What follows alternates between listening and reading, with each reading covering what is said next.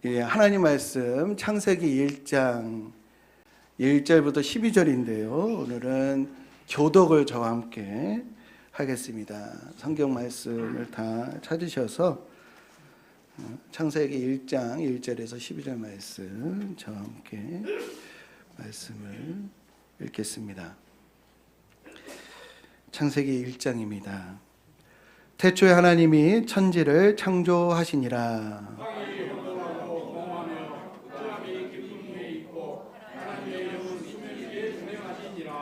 하나님이 이르시되 빛이 있으라 하시니 빛이 있었고,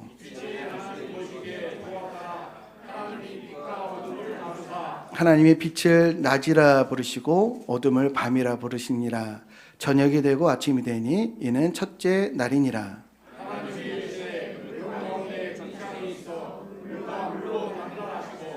하나님이 궁창을 만드사 궁창 아래의 물과 궁창 위의 물로 나뉘게 하시니 그대로 되니라.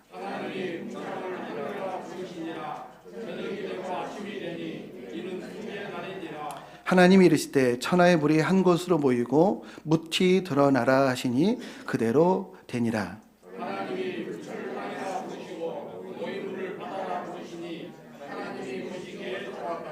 하나님이 이르시되 땅은 풀과 씨 맺는 채소와 각기 종류대로 씨 가진 열매 맺는 나무를 내라 하시니 그대로 되어 풀과 각기 종류대로 씨 맺는 채소와 각기 종류대로 씨 가지 열매 맺는 나무를 내니 하나님이 보시기에 좋았더라. 아멘. 성경은 다음과 같이 선포합니다. 태초에 하나님이 천지를 창조하시니라. 이 말씀을 내가 믿느냐 믿지 않느냐에 따라서 성경 전체에 대한 이해와 태도가 달라져요. 이 말씀을 믿느냐 믿지 않느냐. 다시 한번 우리 이 선포를 다시 한번 우리 마음에 담아 보겠습니다. 태초에 하나님이 천지를 창조하시니라. 이것을 내가 믿잖아요. 믿으면요 이해와 해석의 지평이 열립니다. 제가 지평이라고 하는 말을 썼는데 지평은 끝이 없는 거예요. 그러니까 성경에 대한 이해와 해석은 끝이 없어요. 그러나 믿으면 열린다. 그러나 안 믿잖아요. 그러면 하나님의 계시가 되지 않고 인간의 문학이 됩니다. 종교 문학이 돼요. 그래서 이 첫 구절을 믿느냐 믿지 않느냐가 너무도 중요한데 우리 성도님들, 우리 자녀손들이 이 말씀이 신앙의 제1원리, 삶의 제1원리 되시기를 주님의 이름으로 축복합니다. 사람은 어떻게 존재하게 되었는가? 나는 누구인가? 다른 말로 나는 누구인가? 우리의 삶의 의미는 뭔가? 어떻게 살아야 하는가? 이것은 인류가 아주 오래전부터 던져왔던 근원적이고 근본적인 질문입니다. 이것은 교회 안에 있든 교회 밖에 있든 이 질문 앞에 모두가 다 서게 되어 있어요. 그런데 이 근원적인 질문, 나는 누구인가? 어떻게 살아야 하는가? 세상은 어떻게 시작되었는가? 처음은 어떠했는가? 이 근원적인 질문에 대해서 원인을 묻는 학문, 과학도 이것에 대해서 설명을 하려고 노력을 해요. 그래서 일부 과학자들이 말하기를 인간은 아주 오랜 시간 동안에 우연히 진화를 한 결과다라고 이렇게 얘기를 합니다. 우연히 이렇게 존재하기 때문에 의미 따위는 애당초 없다. 의미는 없고 우리가 살다가 의미를 만들어가는 것이지 애당초 의미는 없다라고 이렇게 주장을 해요. 근데 오늘 창세기는요 세상이 어떻게 시작되었는지 존재의 의미는 무엇인지를 아주 잘 알려주고 있습니다. 반복되는 이 표현이 있는데 다음과 같습니다. 하나님이 이르시되 그대로 되니라. 이것이 계속해서 이제 나오죠. 하나님이 이르시되 그대로 되니라. 세상은 우연히 생긴 것이 아니라 하나님이 이르시되 하나님의 말씀대로 하나님의 이르시되 하나님의 의도대로 하나님이 이르시되 하나님의 섭리와 또 계획대로 세상이 이렇게 존재한다는 것을 우리는 기억해야 할 줄로 믿습니다. 또한 오늘 읽지는 않았지만 24절과 25절을 보면은 이 세상을 창조하실 때 계속해서 반복되는 표현이 있어요. 그건 뭐냐면 그 종류대로입니다. 가축도, 식물도, 채소도, 짐승도, 기는 것도 모두 종류대로 창조되었다. 종류대로 창조되었다고 하는 것은요, 그 목적대로 창조되었다는 거예요. 우리 이 예배 공간만 해도 많은 종류들이 있잖아요. 가구라고 하는 종류, 또 무슨 기기라고 하는 종류, 많은 종류들이 있어요. 이 종류들이 있는 이유는 뭘까요? 이런 목적을 가지고 있기 때문에 이렇게 있거든요. 목적이 있다는 것은 의미가 있다는 것입니다. 세상은 우연히 만들어진 것이 아니라 목적에 의해서 의미를 가지고 존재하는 줄로 믿으시기를 주님의 이름으로 축복합니다. 참으로 신기한 것이 있는데요. 사람은요, 고기만 먹잖아요. 육식만 하면요, 병에 걸려요. 탈이 납니다. 그런데 우리 인류가 여러 곳에서 살다 보니까 어느 환경에 살고 있는 이 사람들은 육식만 할 수밖에 없는 그런 조건에 있는 사람들이 있어요. 대표적인 사람들이 에스키모인데, 이 북극과 남극에 뭐 여름도 있지만 겨울이 길잖아요. 겨울이 길 때는 채소, 야채 같은 거를 구경할 수가 없어요. 다 얼어서 뭐 얼음이 두꺼우니까 그런 것들을 볼 수가 없거든요. 지금이야 뭐 마트에서 뭐 채소, 뭐 야채 같은 것을 사서 드시겠지만 옛날에는 그런 게 가능하지가 않았잖아요. 옛날에는 이 에스키모는 이 겨울에는 물고기 잡아먹고 물개 잡아먹고 고래 잡아먹는 거 외에 다른 양식이 있을 수가 없어요. 채소 뭐 구경할 수가 없는 거죠. 그런데 그렇게 몇 개월 동안 이 야채, 채소를 못 먹으면요, 사람에게 병이 찾아옵니다. 대표적인 게 뭐냐면 비타민 C 결핍이에요. 비타민 C가 결핍이 되면 계열병이 생깁니다. 혈관이 약해져요. 잇몸이 주저앉고 피부가 약해져가지고 상처가 나면 낫지를 않아요. 면역력이 저하가 돼가지고 쉽게 병이 듭니다. 그래서 이 에스키모가 겨울이 되면요, 이 식물을 얻을 수가 없으니까 어떻게 생존을 하냐면요, 고래 뱃속에 있는 해초류, 그것을 통해서 필수 영양소를 보충한다고 해요. 그렇게 해서라도 먹지 않으면 살 수가 없다는 거예요. 한마디로 사람은 고기만 먹으면 죽는다입니다. 고기만 먹으면 죽어요. 근데 반대로 고기를 전혀 안 먹을 경우는 어떻게 될까요? 고기를 안 먹으면요, 어떻게 돼요? 채식만 하는 사람들 비실비실합니다. 근육이 빠져요. 근손실이 있어요. 뼈가 약해져서 넘어지면은 골절이 시켜옵니다. 면역력이 저하가 되고요. 그래서 정리하면 고기만 먹으면 죽는다. 고기 안 먹어도 죽는답니다. 띄워보세요. 예, 고기만 먹으면 죽는데 고기 안 먹으면 죽는다예요. 근데 참 사람은 골고루 먹어야 돼요. 근데 놀랍게도 고릴라는요, 그렇지 않더라고요. 이 동물의 왕국을 봤는데요, 고릴라가요, 얼마나 근육질인지 이 친구들은 헬스장에 안 가도요, 온몸이 그냥 몸짱이에요. 그냥 근육이 막 우리 사람보다도 근육이 6배에서 10배가 많대요. 우리가 한 100kg 들잖아요. 이 친구들은 1톤을 드는 거예요. 엄청난 이런 이 물리력을 가진 피지컬이 대단한 이런 이 동물이 고릴라입니다. 근데 놀랍게도요, 고릴라는 육식을 전혀 안 한대요. 육식을 다 채소만 먹는데, 채소. 그것도 부드러운 잎, 줄기, 새순, 이게 주식이라는 거예요. 가끔씩 고릴라가 동물을 먹는데요, 동물. 근데 이게 고기인지 아닌지 한번 판단해 보세요. 이 고릴라가 먹는 동물이 뭐냐면요, 개미를 먹는데요, 개미. 개미가 고기일까요? 껍데기일까요? 고기예요? 껍데기예요? 하여튼 주식은 식물, 별식은 개미예요. 그런데 이 친구들은요, 보디빌더예요.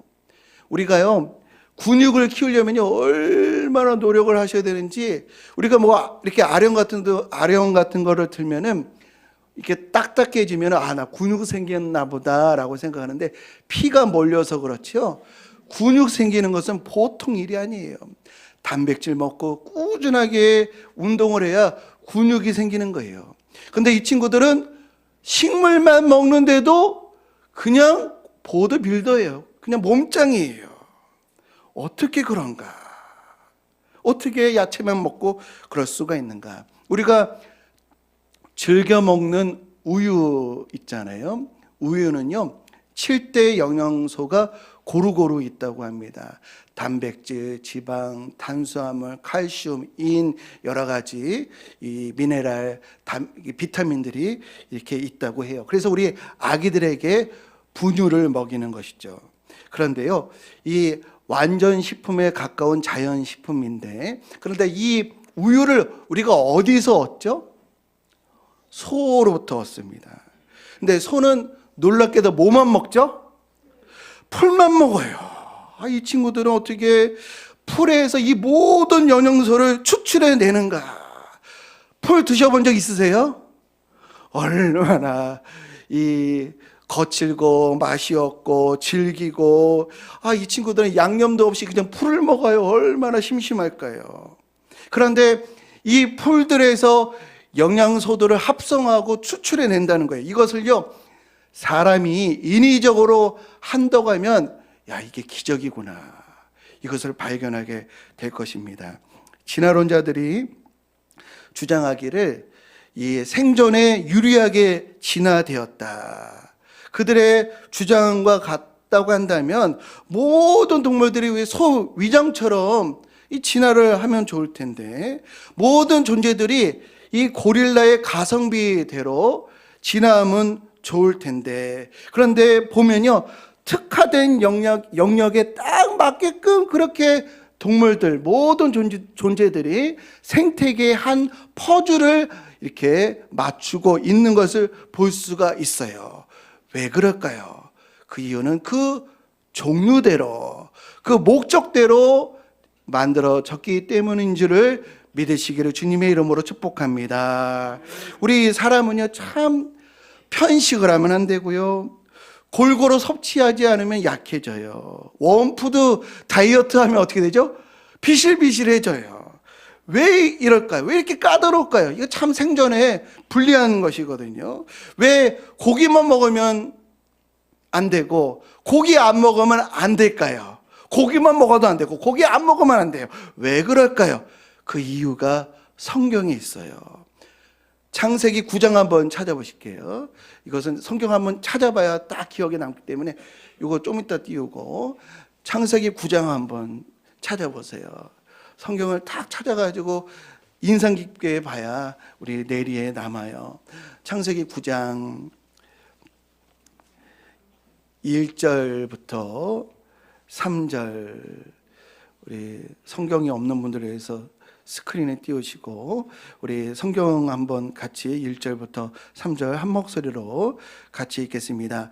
하나님이 노아와 그 아들들에게 복을 주시며 그들에게 이르시되 생육하고 번성하여 땅에 충만하나 땅의 모든 짐승과 공중의 모든 새와 땅에 기는 모든 것과 바다의 모든 물고기가 너희를 두려워하며 너희를 무서워하리니 이것들은 너희의 손에 붙였음이니라. 모든 산 동물은 너희의 먹을 것이 될지라. 채소같이 내가 이것을 다 너희에게 주노라. 아멘. 하나님께서요, 노아의 방주 이후에 사람에게 땅을 정복하고 또 다스리고 또 충만하라 라는 명령을 주셨습니다. 이 명령을 수행할 수 있도록 음식조차도 모든 영역과 관련되게 하셨어요. 그래서 3절 말씀 띄워보면은 동물들도 채소와 같이 우리의 식량이 되게 하셨다라고 해서 우리 사람은요, 골고루 다 관심을 갖고 골고루 다 돌아보게 하셨음을, 이런 하나님의 창조 계획과 섭리가 있음을 믿으시기를 주님의 이름으로 축복합니다. 우리 학생 청년들 곰곰이 한번 생각해 봤으면 좋겠어요. 저는 20대 때 어렸을 때부터 신앙생활을 했기 때문에 20대 되니까 막 고민들이 많더라고요. 그래서 그때 정말 하나님이 계신가? 내가 어렸을 때부터 부모님 손에 이끌려가지고 세뇌당한 것은 아닌가? 뭐 정말 방바닥을 대굴대굴 구를 정도로 이 고민을 한 적이 있어요. 내 스스로에게 정말 물어봤어요. 하나님 정말 계신 건가? 너는 정말 그걸 믿고 있느냐?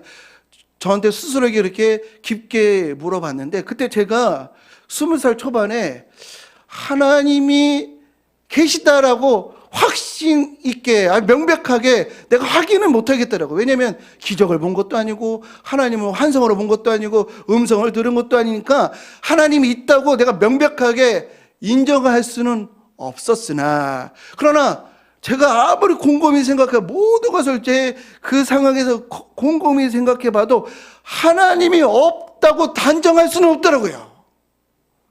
만약에 하나님이 없다고 하면 더 이해 안 되는 게 더 많아요.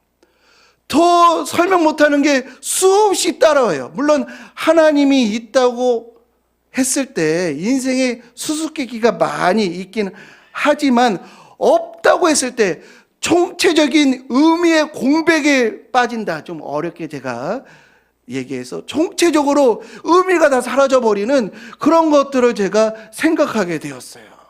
그때부터 그 곰곰이 생각한 이후부터 제가 하나님을 부정하지 않는 그 상황에서 점점 신앙이 쌓여서 이 목회자까지 되게 되었어요. 그 이후로는 하나님의 존재에 대해서는 의심하지 않게 되었는데요. 우리 청년들 한번 생각을 해보세요.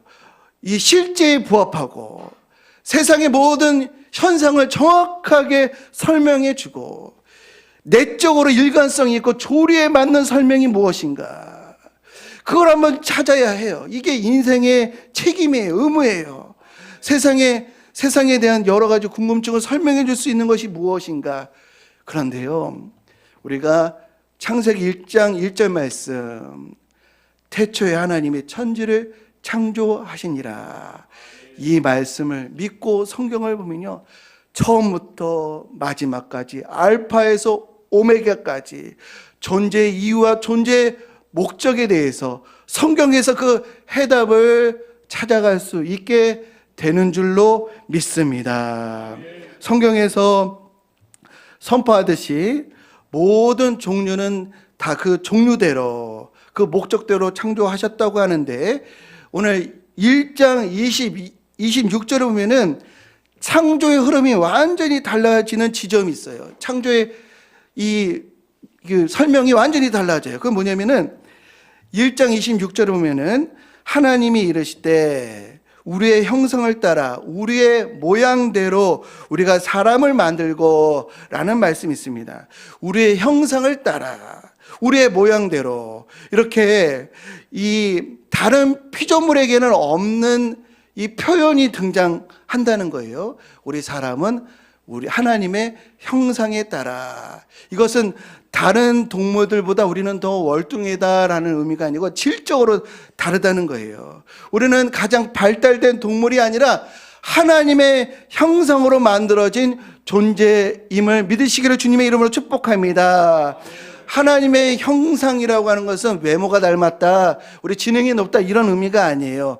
하나님의 형상으로 만들어졌다라고 하는 첫 번째는 하나님과 관계를 맺도록 창조되었다는 거예요.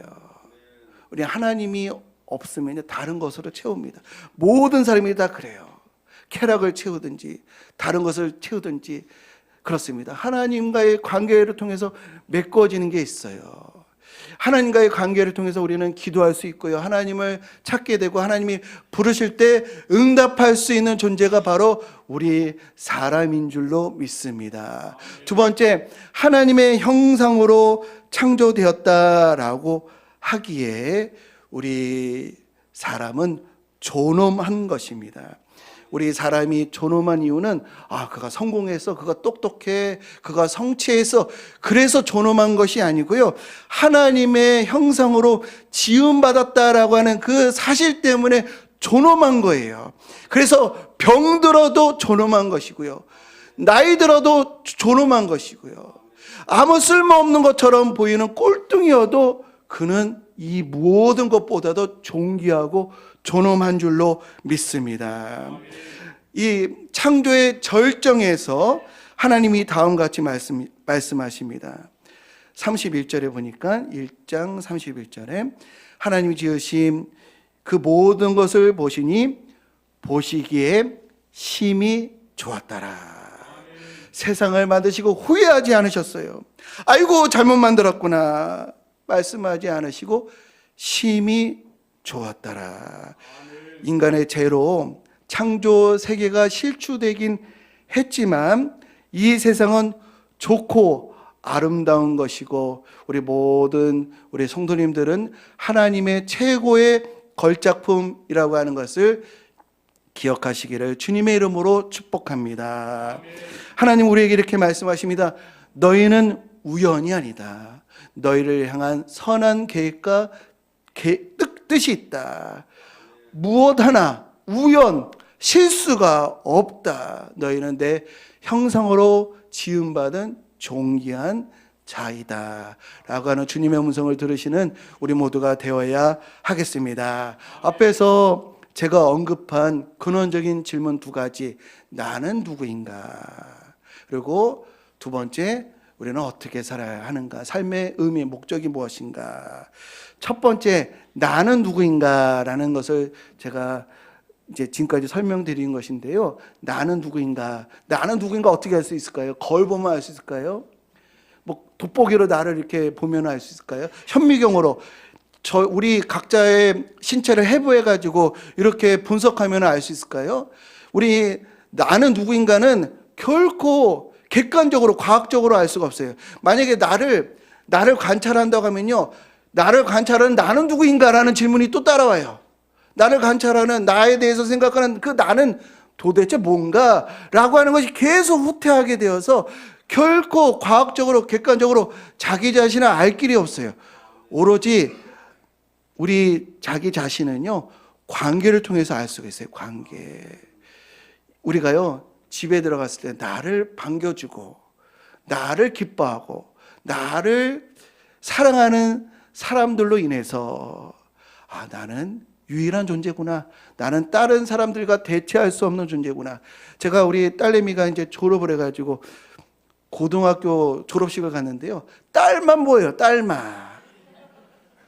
딸보다 더 이쁜 친구들 많죠. 딸보다 더 공부 잘하는 친구들 많죠. 그러나 딸만 보이는 거예요. 왜 그럴까요? 그 관계가 있는 거예요. 그 관계 하나님께서 맺어주셔서 그런 존재임을 깨닫게 해주시는 것이 하나님의 마음을 대변하는 것이 부모인 것이거든요. 그리고 사람은 어떻게 자기 자신을 아냐면요, 하나님과의 관계를 통해서 알 수가 있는 것이에요. 하나님을 만날 때 그 의미를 비로소 깨닫게 됩니다. 하나님을 알아야 하나님의 형상이 무엇인지를 우리가 알 수가 있는 것이고, 하나님이 나를 위해서 나의 죄를 용서하시고 또 하나님의 자녀로 삼으셨다는 게 얼마나 큰 은혜인지, 예수님을 알게 해주신 것이 얼마나 큰 축복인지, 하나님을 알고 하나님을 만날 때 비로소 내가 누구인지를 깨닫게 되는 줄로 믿습니다. 두 번째, 우리는 어떻게 살아야 하는가? 나는 왜 태어났는가? 내 삶의 목적은 무엇인가? 그것에 대해서 창세기 2장 15절에 다음과 같이 말씀하고 계십니다. 우리 스크린을 보시고 읽어보겠습니다. 시작.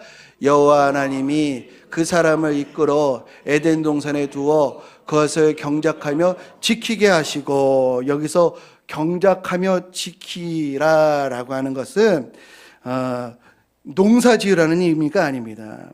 하나님께서 무에서 유를 창조하셨잖아요. 경작하고 지키라고 하는 것은 유에서, 하나님 만드신 유에서 새로운 것을 만들려고 하는 거예요.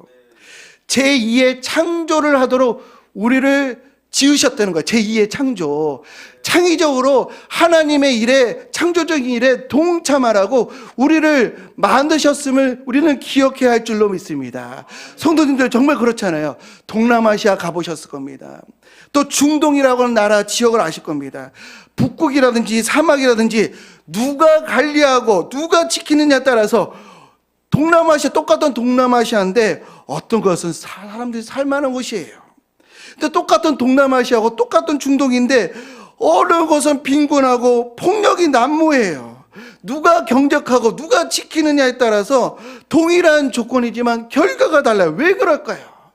우리 사람에게는 창조의 능력이 있습니다. 창조의 권한을 주셨습니다. 하나님은요, 우리에게요, 생명까지도 우리가 결정할 수 있는 결정권을 주셨어요. 부부가요, 우리가 원치 않으면 우리 자녀를 안 가질 수가 있어요. 동물들은요, 본능에 의해서 결정권이 없어요. 동물들은 낳게 되어 있어요. 근데 사람은요, 생명조차도 하나님도 개입 못해요. 그만한 권한과 능력을 주셨어요.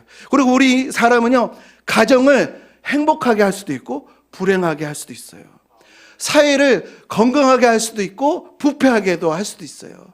나라를 건실하게 할 수도 있고 나라를 또 어렵게 할 수도 있어요. 그만한 창조의 능력이 있어요.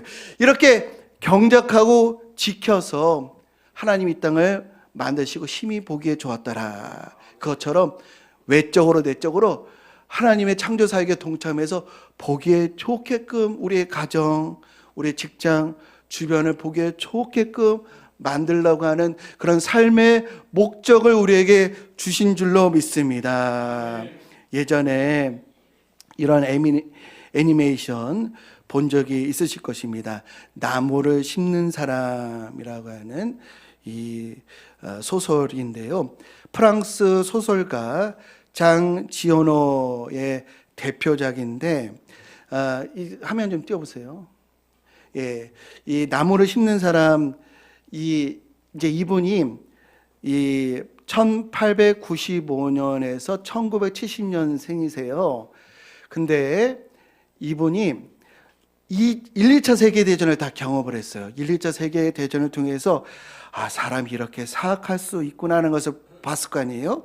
그런데 이분의 모든 작품은요, 인간은 선해, 인간은 헌신할 수 있어, 이걸 믿었던 작가예요.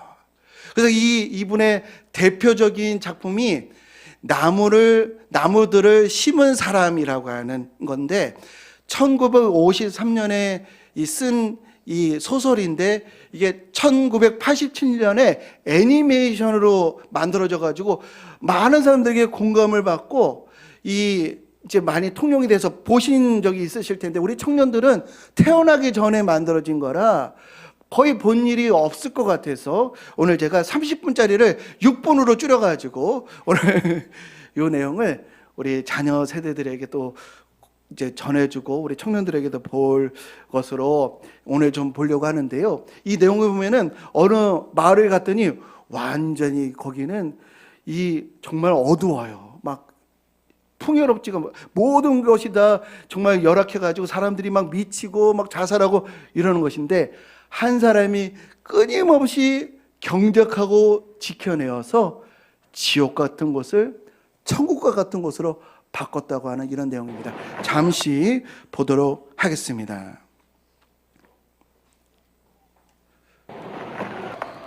구름 한 점 없이 맑은 초여름 날씨였다. 그러나 버려진 이 산속 마을엔 바람이 사납게 쌩쌩 불고 있었다. 마을 사람들은 수출 구워 먹고 살았다. 모두 가난했다. 여름이나 겨울이나 살을 내는 모진 추위는 견디기 힘든 것이었다. 착실하게 살던 이들도 끔찍한 현실 앞에 무너졌다. 여자들은 분노로 가득 차 있었다. 그들은 모든 것에 경쟁을 했다. 수출 파는 것에서 교회에 가는 일까지, 좋은 일이든 나쁜 일이든 더 잘하기 위해, 칭찬이든 비난이든 더 받기 위해 서로 끊임없이 싸웠다. 게다가 늘 바람이 불었다. 바람은 사람들의 정신을 갉아먹었다. 자살하는 난 사람들이 떠나버린 마을에 천막을 쳤다. 준비해온 물은 어제 다 떨어졌다. 물을 찾아야 했다. 5시간이나 걸었지만 어디에도 물은 보이지 않았다. 아니, 있을 것 같은 흔적조차 보이지 않았다. 그때 저 멀리서 뭔가가 눈에 들어왔다. 거무스름한 게 마치 나무 그루터기인 것 같았다. 양치기였다. 곁에는 30마리쯤 되는 양들이 마른 풀 위에서 쉬고 있었다. 그는 내게 물통을 건네줬다. 조그마한 자루를 가져오더니 도토리를 한가득 쏟아놨다. 그는 그걸 하나하나 꼼꼼하게 살피면서 좋은 도토리와 나쁜 도토리를 가려내기 시작했다. 어제 꼼꼼히 골라낸 도토리가 든 주머니를 물이 든 양동이에 푹 담갔다. 목초지는 골짜기 아래에 있었다. 목적지에 다다르자 그는 쇠지팡이로 땅을 꾹꾹 찔렀다. 구멍이 파이자 도토리를 넣곤 다시 구멍을 메웠다. 참나무를 심고 있었던 것이다. 지난 3년간 그는 이 아무도 살지 않는 땅에 나무를 심어왔다고 했다. 10만 그루를 심었다고 했다. 그 10만 그루 중에서 2만 그루가 싹을 틔웠다. 하지만 그 2만 그루 중 절반은 다람쥐에게 갉혀먹히거나 프로방스 특유의 환경 때문에 잃게 될 거라고 했다. 그렇다면 앞으로 1만 그루의 참나무들이 자라나게 될 것이었다. 그 황무지에서 말이다. 이듬해인 1914년 1차 세계대전이 일어났다. 난 전쟁터에서 5년을 보냈다. 전쟁이 끝나자 맑고 깨끗한 공기가 그리워 견딜 수가 없었다. 생각만 하고 있다가 어느 날 그 외지고 황량한 곳을 다시 찾아가 보았다. 전쟁도 그를 막지는 못했다. 그는 조용히 나무만을 심어왔다는 것이다. 1910년에 심었던 참나무들은 10년이 지난 지금 노인이나 나보다도 크게 자라 있었다. 난 그 멋진 모습에 넋을 잃고 말았다. 세 구역으로 이루어진 숲은 가로가 1100km, 세로는 3km쯤 됐다. 아무런 기술이나 기계의 도움 없이 오직 양치기 노인의 영혼과 손에 의해 이런 숲이 이루어진 것으로 보아 이 노인은 하느님만큼이나 능률적으로 일할 줄 아는 사람임이 틀림없다는 생각이 들었다. 그는 자신의 꿈을 이루었다. 내 어깨 높이로 자라난 끝없이 널리 펼쳐져 있는 너도 밤나무들이 바로 그 증거였다. 자작나무들은 마치 아이들처럼 부드럽고 씩씩했다. 숲은 자연의 순리를 따라 자라고 있는 것 같았다. 그는 걱정하지 않았다. 그저 꾸준히 나무만을 심을 따름이었다. 마을을 거쳐 아래로 내려가자 물이 흐르고 있는 것이 보였다. 시냇물이 흐르기 시작하자 버드나무가 갈대가 초원과 들과 꽃들이 살아나기 시작했다. 그 누가 이렇듯 고집스럽게 선한 일을 하는 사람이 있을 거라고 상상했겠는가. 틀림없이 그는 이런 숲을 이루기까지 수많은 어려움을 겪었을 것이다. 자신의 신념을 이루기 위해 수없이 절망감과 싸워야 했을 것이다. 1913년 당시 이 마을엔 집 12채, 사람 3명이 있었다. 그들은 서로를 미워하며 덫을로와 짐승을 잡아먹고 살았다. 희망이라고는 없는 삶이었다. 하지만 모든 것이 변해 있었다. 공기부터 달랐다. 그처럼 모질게 쌩쌩 불어대던 바람 대신 향기롭고 부드러운 산들바람이 날 맞았다.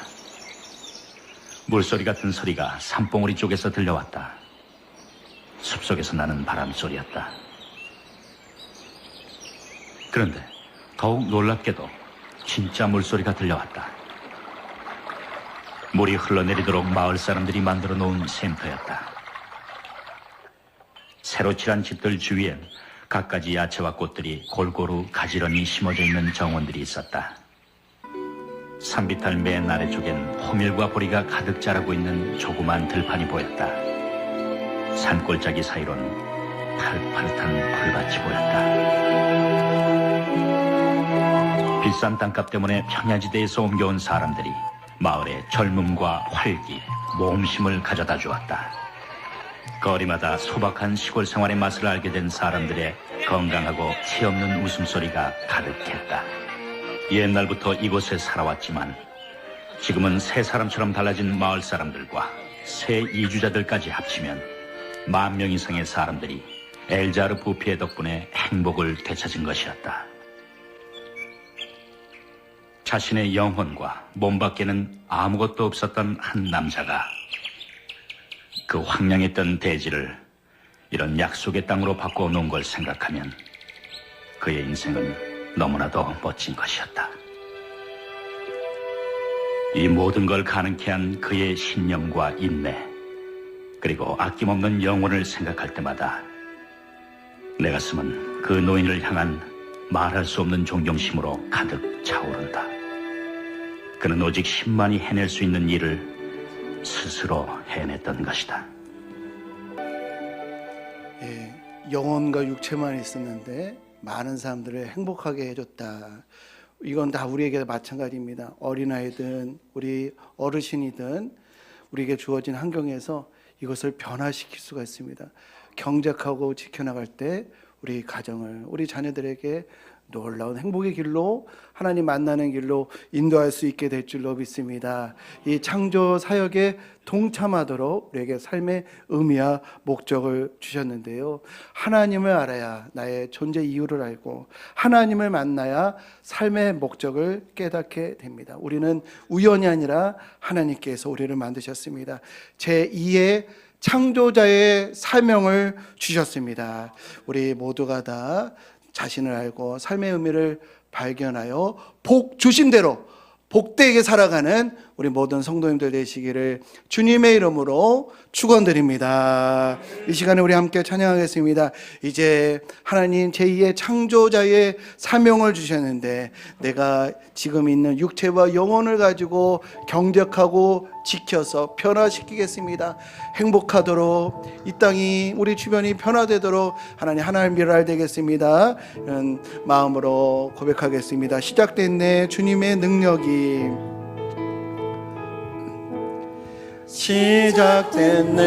시작됐네 우리 주님의 능력이 나의 삶을 다스리고 새롭게 하네 자유하네 죄와 사망으로부터 나의 삶은 변하구나 시작됐네 우리 주님의 능력이 시작됐네 우리 주님의 능력이 나의 삶을 다스리고 새롭게 하네 새롭게 하네 자유하네 죄와 사망으로부터 나의 삶은 변하구나 주 은혜로다 주의 은혜를 주옵소서 주의 은혜 한량없는 주의 은혜로다 주의 은혜 변함없는 신실하신 주의 은혜로다 주의 은혜로다 주 우리 다 함께 일어나셔서 찬양합니다. 한량없는 주의 은혜로다 주의 은혜